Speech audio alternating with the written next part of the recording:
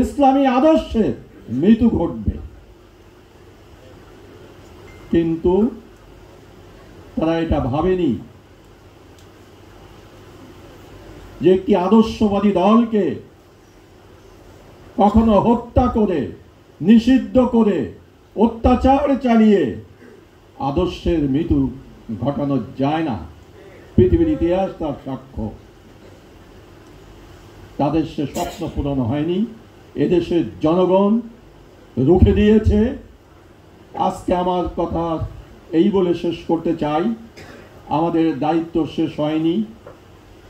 আমরা তাদের অন্যান্য পরিকল্পনা, দেশকে বিশৃঙ্খল, অশান্তি, একটি দুর্যোগে লাগিয়ে রাখার জন্য তারা একের পর এক তারা এই নানাবিধ সন্ত্রাসী কার্যক্রম চালাবে, এখানে বিশৃঙ্খলা জিয়ে রাখবে।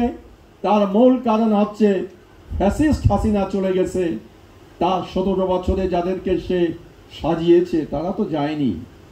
অতএব তারা এখানে আছে, তারা আপনার এদেশটাকে অশান্ত করবে।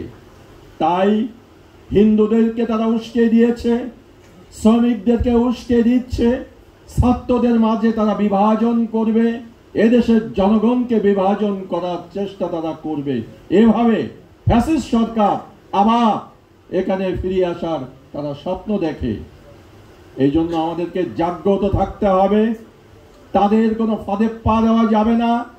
আমরা কথা বলার স্বাধীনতা পেয়েছি, এতটুকু তো পেয়েছি।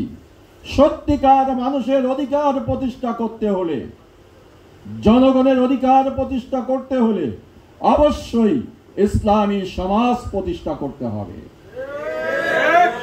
সমাজে রন্ধে রন্ধে দুর্নীতিবাজ যারা লুট করতে চায়, যারা আজকে দখল করতে চায়,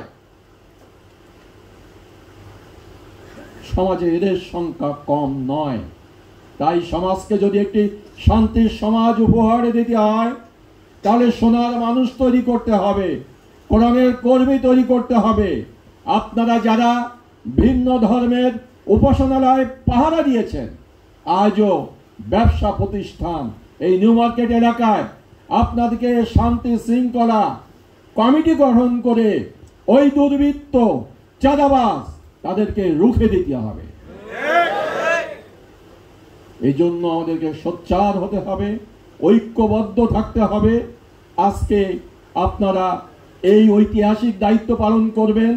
সামনে আমাদের ভোটাধিকার আমরা চাই এবং এখানে একটি স্থিতিশীল সরকার প্রতিষ্ঠিত হোক এবং এর মাধ্যমে জনগণের আকাঙ্ক্ষা পূরণ হোক, জনগণের অধিকার আদায় হোক।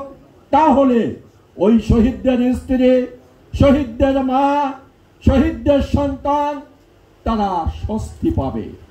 আসুন আমরা সোচ্চার হই। আপনাদের সকলকে ধন্যবাদ। আসসালামু আলাইকুম ওয়া রাহমাতুল্লাহ।